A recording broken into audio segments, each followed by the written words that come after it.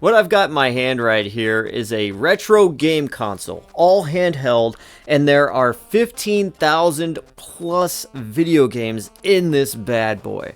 I got it off of Temu for roughly 30 bucks, and the 15,000 plus games are retro video games that span from the NES, you got the classic arcade games such as the Simpsons game, the Ninja Turtles arcade games in here, everything going up to the PlayStation, the Nintendo 64, the Sega Dreamcast. There's a lot jam-packed into this thing.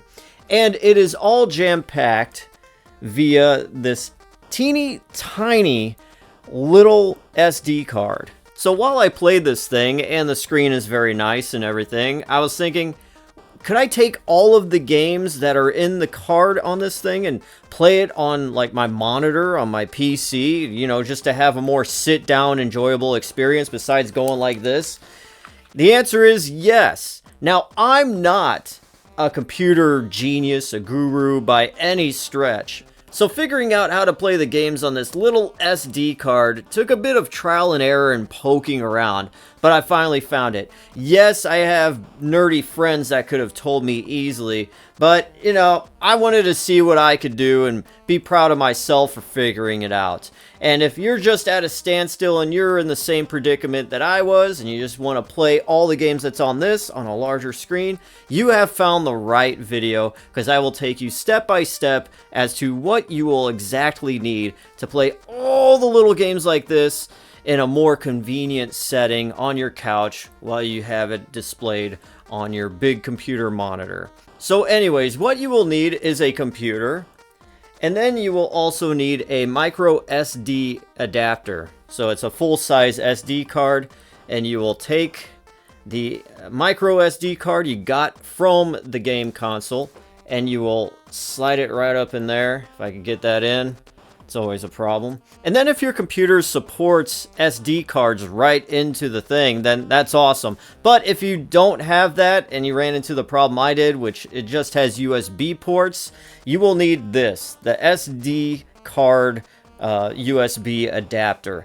Now this one does have a micro SD insert and also the big guy. So once the SD card is plugged into either your computer or in this guy, you will take this end and plug it into any USB port of your choice on your computer.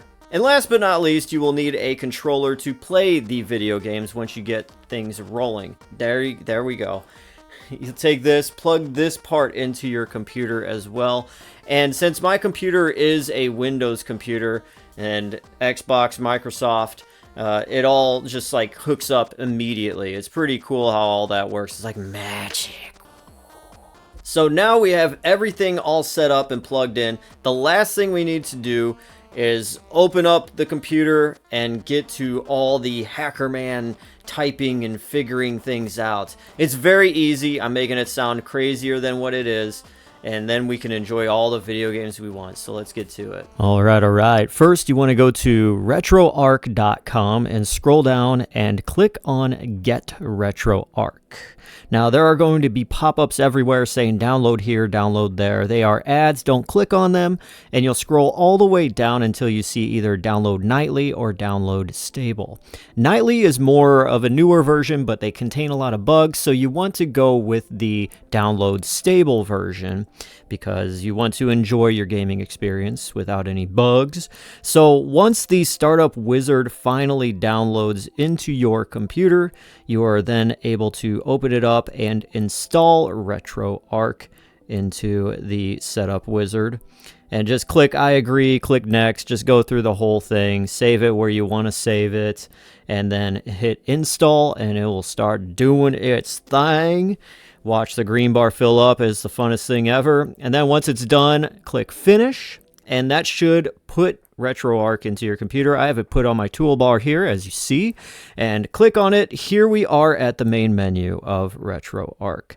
And you want to go right from the main menu to load core. And cores are basically game consoles. Let's just think of cores as game consoles.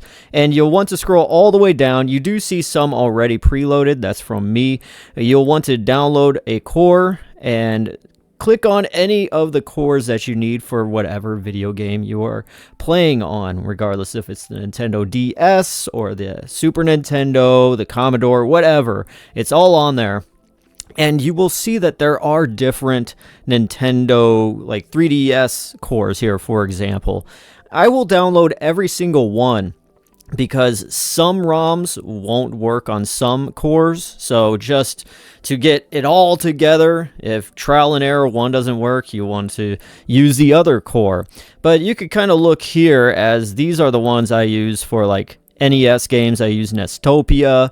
There's all these different versions. Now, still, I'm not that big of a computer geek, so I don't know which one to really go with, but I will just download them all and just, hey, if one doesn't work, I will try with the other one so I can play the damn video game. And yeah, as you see, Sega, you'll see MS and GG. That means Master System, Game Gear. Usually those cores will take care of all of the Sega systems. There's the Sony PlayStations and so on. So we're going to load a core because we're going to play the Simpsons arcade.